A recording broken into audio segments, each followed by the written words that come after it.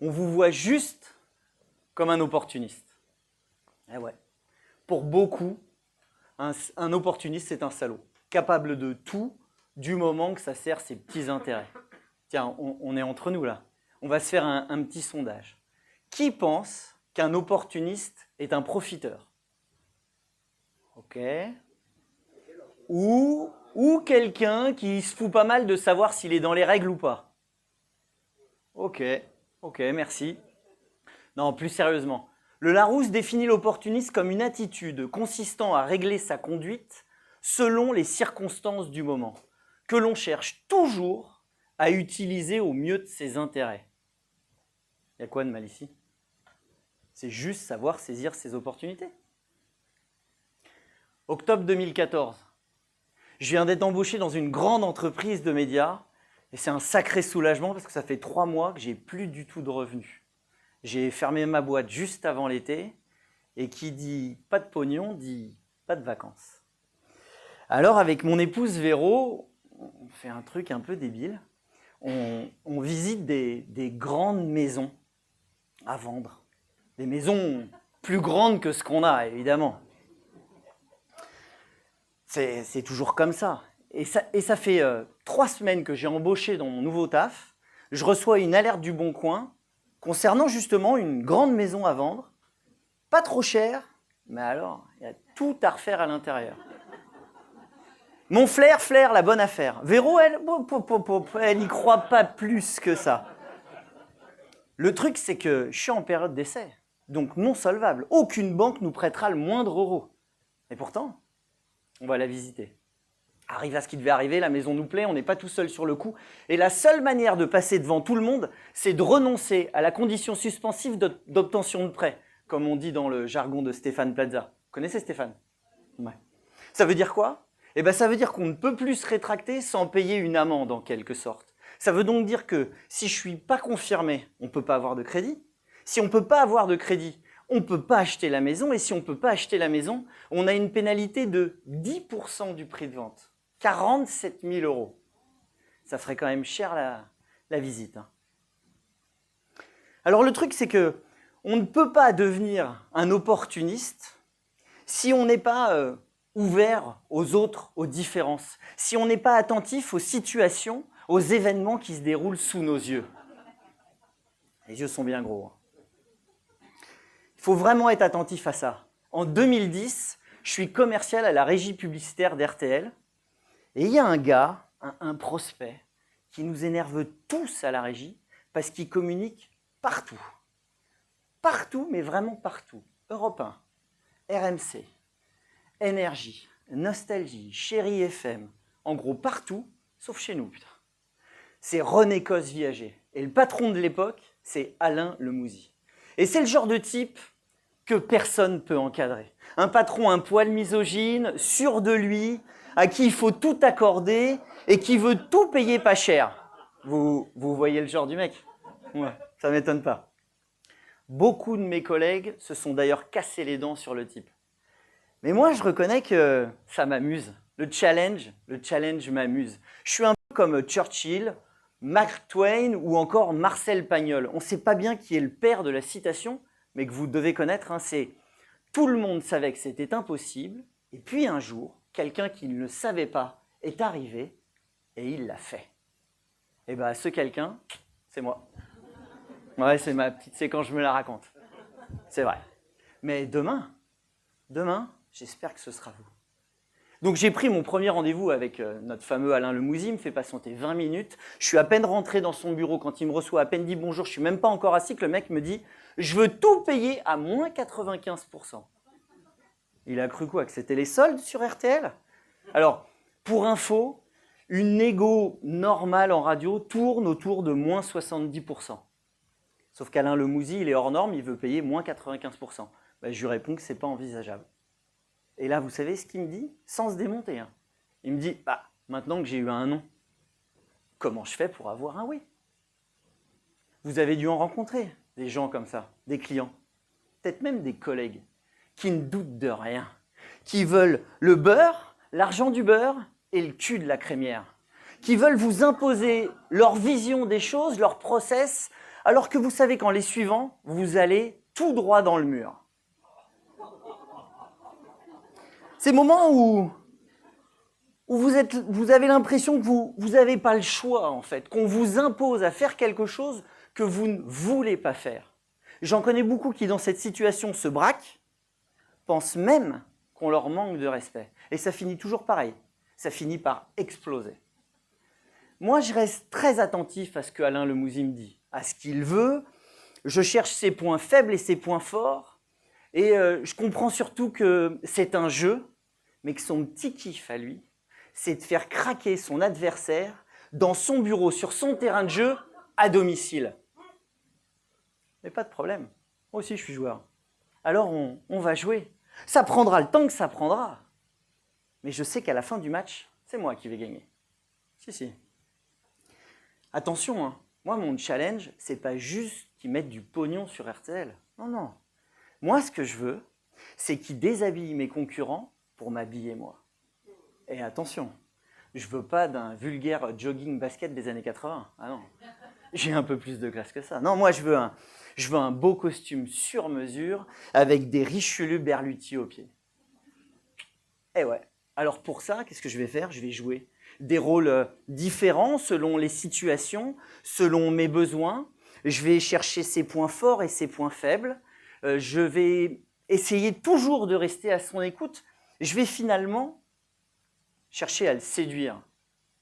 Je vais parfois être dur, parfois conciliant. Tous les commerciaux le savent. Plus on est bon, plus on a de costumes différents à enfiler. Et pour ça, pour Alain Lemouzy, je vais lui dérouler le tapis rouge.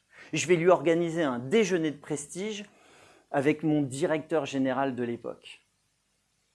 Je vais l'appeler d'ailleurs le déjeuner des opposés, le feu et la glace. Petit à petit, je gagne la confiance d'Alain parce que je deviens un adversaire à sa hauteur, je ne lâche rien facilement. Il faut finalement prendre le jeu de la négo pour ce qu'il est, un jeu drôle, tout du moins un jeu de rôle. Et après 2 mois de négociations, une quinzaine de rendez-vous et d'appels téléphoniques, on signe avec Alain l'un de mes plus gros contrats jamais signés avec un annonceur en direct. 450 000 € d'investissement la première année, 650 la deuxième et près d'1 million d'euros la troisième année. Contrairement à beaucoup de mes collègues, j'ai vu en Alain un type qui s'était fait tout seul. Parti de rien, il avait créé une PME qui employait plus de 150 personnes et qui faisait des millions de chiffres d'affaires. Alors ok, le mec n'avait pas que des qualités, ça c'est vrai, même pas mal de défauts, mais qui n'en a pas? Vous êtes parfait, vous? J'en connais quelques-uns, non. Moi non plus, hein, je ne suis pas parfait, hein, loin de là, mais vraiment très loin de là. Moi j'ai vu en Alain ses qualités, son côté travailleur, loyal, fidèle, et puis le fait qu'il se foutait royalement de votre pédigré. Alors, ne jugeons pas trop rapidement les gens, ni même les situations auxquelles on doit faire face. Faisons preuve d'ouverture d'esprit. Faisons preuve aussi d'intelligence de terrain. Et je pense qu'on verra apparaître des solutions à nos problèmes et peut-être même des opportunités. Alors, pour devenir opportuniste, il faut oser être audacieux. Et pour ça, Roger Federer, il sait faire. Il sait prendre les bonnes décisions au bon moment. Je vous replonge dans le contexte.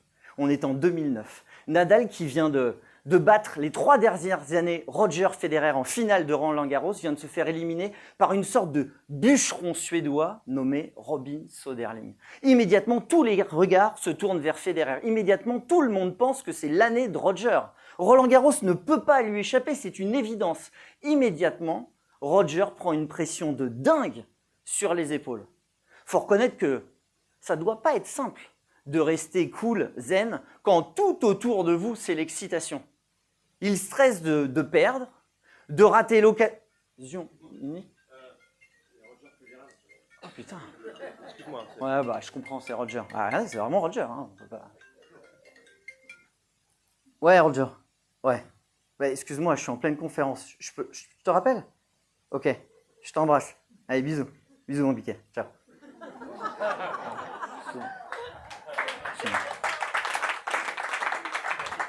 Bon, c'est un peu mon rêve, hein, mais bon. Oui, lui, il stresse de rater l'occasion unique qui s'offre à lui de gagner Roland-Garros.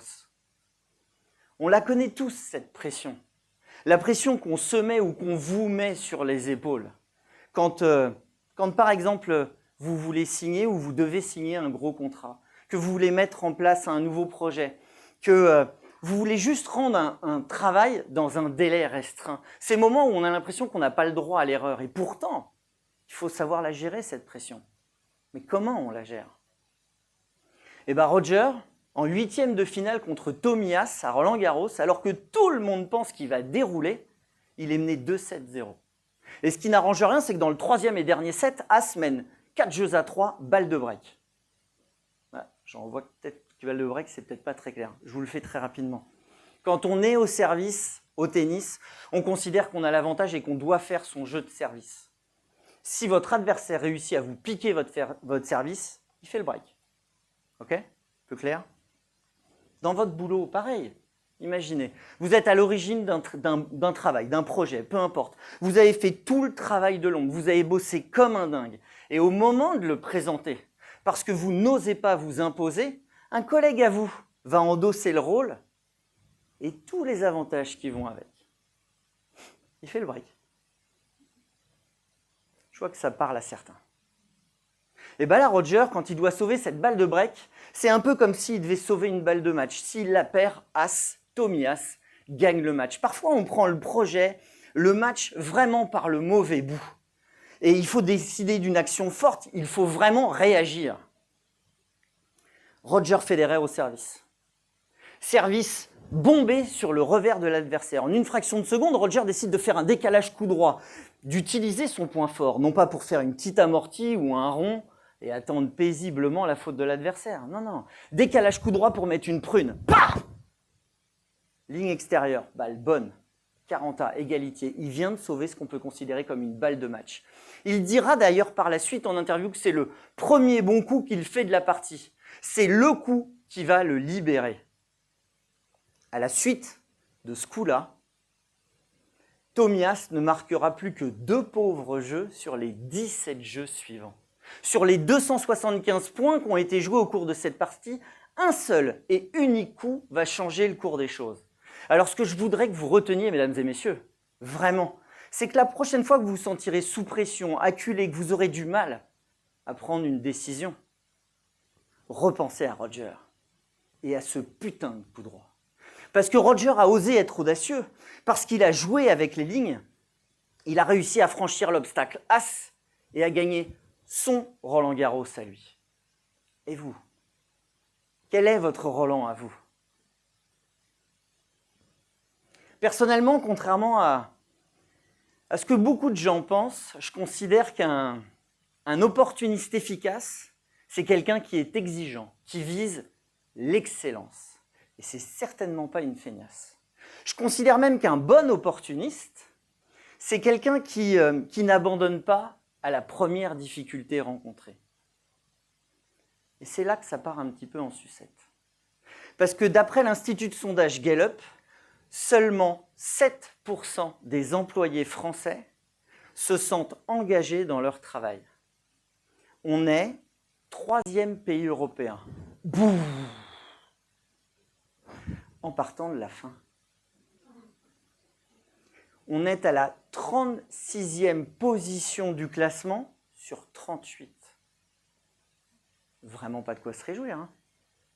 Bon, alors après, vous me direz, l'avantage, c'est quand on est nul, qu'on a touché le fond, on ne peut que progresser. C'est vrai, c'est vrai. Et d'ailleurs, le truc est vérifiable dans tous les métiers, quels qu'ils soient.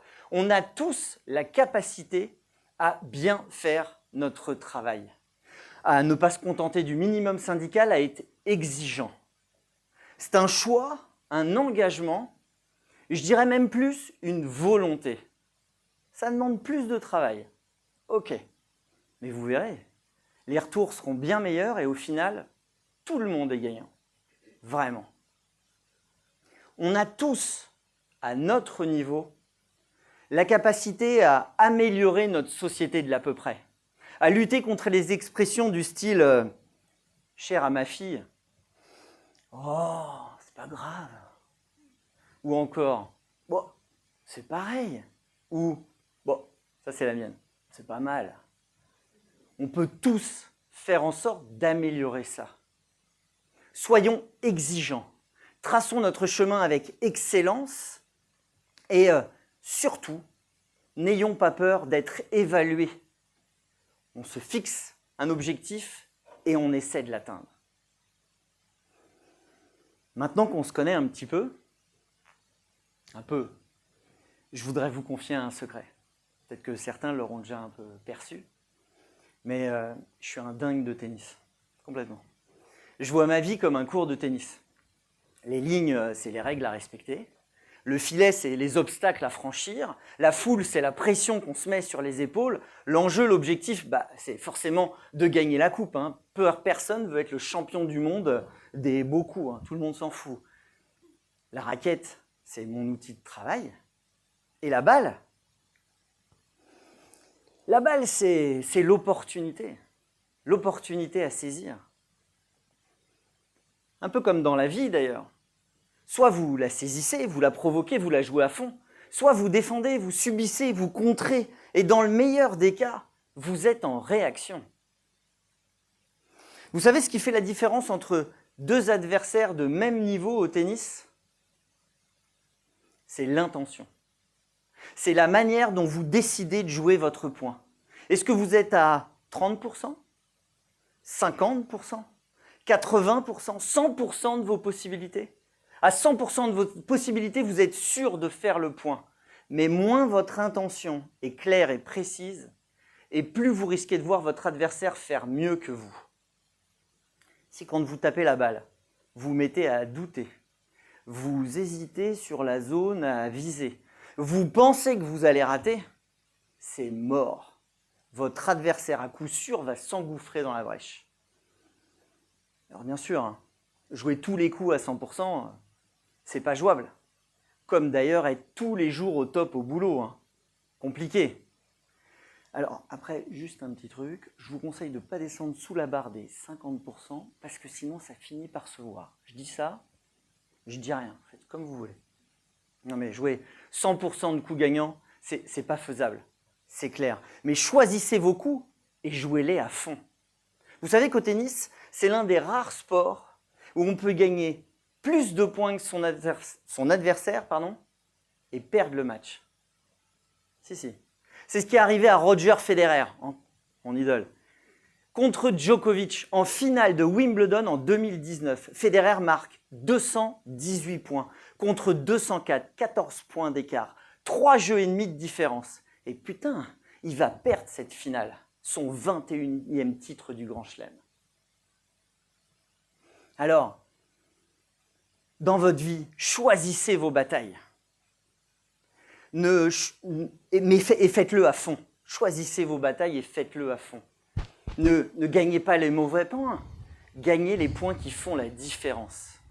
Définissez avec précision votre cible et ne laissez pas le doute s'immiscer si vous êtes convaincu de votre décision. Et pour ça, il n'y a pas 50 000 solutions. Il faut travailler beaucoup.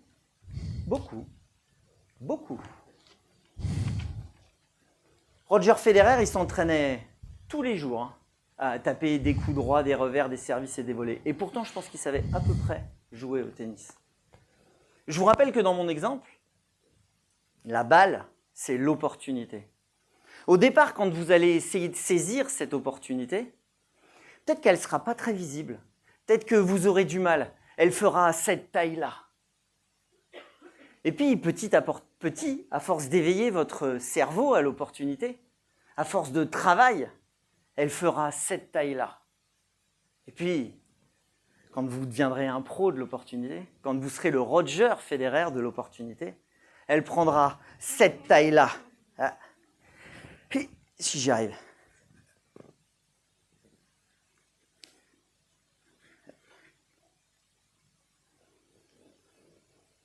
Alors, ce qu'il y a de bien, comme le dit Richard Branson, c'est que les opportunités, c'est comme les autobus. Il y en a toujours un autre qui arrive. Même si vous ratez le dernier de la journée, il y en aura un autre le lendemain et le surlendemain. Alors, vous ne prenez pas la tête si vous ratez 1, 2 ou 3 opportunités. faites le point sur ce que vous avez appris, rebondissez, recommencez différemment avec encore plus de détermination et d'implication. Vous vous souvenez en 2014 quand on visite cette grande maison où il y a tout à refaire avec Véro? On n'a pas la queue d'un, on n'a pas un rond, on n'a pas le profil pour plaire aux banques et pourtant on va se jeter dans le vide, sans parachute, sans trésorerie, sans rien. On va faire une offre au prix sur cette maison en disant qu'on a déjà l'argent. J'ai même pas un mois d'ancienneté dans la boîte.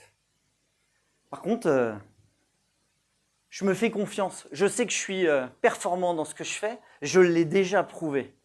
Alors, le truc, c'est que sur BFM Business, la politique de la maison, c'était de toujours renouveler la période d'essai. Mais j'ai dû pas trop mal bosser parce qu'ils m'ont confirmé mon CDI au bout des 3 mois. Avec Véro, on a pris le risque de perdre 47 000 euros. Et finalement, quand on a revendu la maison après quelques petits travaux, on en a gagné 220. Alors, je crois que vous l'aurez compris, hein, être opportuniste, c'est pas un gros mot, c'est pas une insulte, c'est pas non plus un défaut, c'est une philosophie. Et la bonne nouvelle du jour, c'est qu'il n'y a pas de salauds ici. Il n'y a que des gens capables de se créer des opportunités. En résumé, ce que je voudrais que vous reteniez, c'est que pour devenir un opportuniste parfait ou presque parfait, c'est choisissez, prenez une opportunité. Et si ça ne fonctionne pas, c'est pas grave, il vous en reste plein. Merci.